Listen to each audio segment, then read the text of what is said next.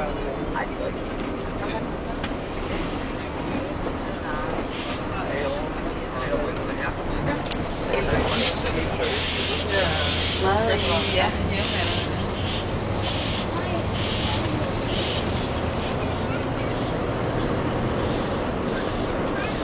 Det er rigtig godt.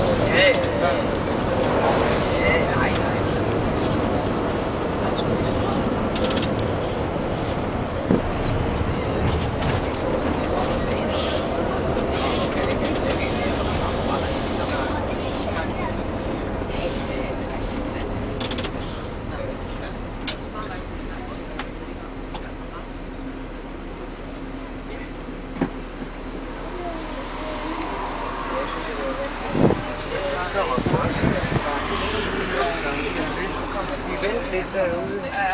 Og så skal jeg er vi hjemme i Jesper? Ja. Ja. Ja, det er det. Altså, det er det. Så overmor med til så både min søster og jeg, så ja, min søster har så hun var kommet til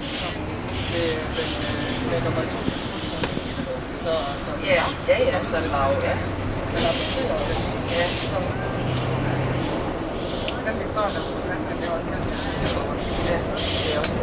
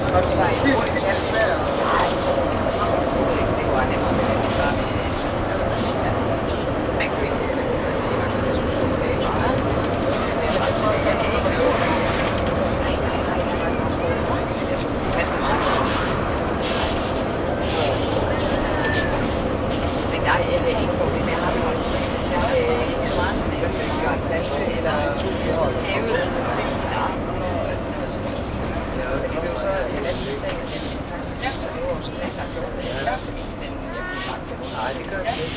Og de sagde også, at de sagde også, at jeg aldrig sagde, at jeg har jo ikke. Og kommer sæk, ja, det var der også til sidst.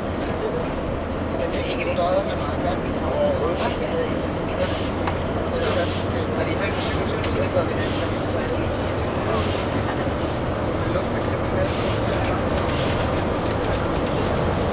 Så går der ikke længe inden, at vi når lufthavnen. Det første, der skal ske, er selvfølgelig, at I alle sammen skal huske alt jeres bagage og jeres pas. Og så må I gerne tjekke hattegylden over jeres sæderne foran jer, hvis I har placeret noget der. Og selvfølgelig jeres store kufferter nede under bussen. Og ellers så kommer vi til at holde ved afgangshallen, hvor I altså det første I møder, det er det her sikkerhedstjek. Her skal I have genlyst alt jeres bagage. Det er både den store kuffert, det er håndbagagen, og så skal I selvfølgelig selv placere den her metaldetektor. Her er vigtigt, at I tager bælter tømmer lommerne, hvis I har mobiltelefoner, mønter, nøgler osv. Det skal altså op i de her kasser og køres igennem for sig selv forbundet ved siden af. Og så skal I placere, igennem den her metaldetektor, det er sådan det var. Når I har været igennem det her sikkerhedskontrol, så skal I over til indtjekningsskrankene.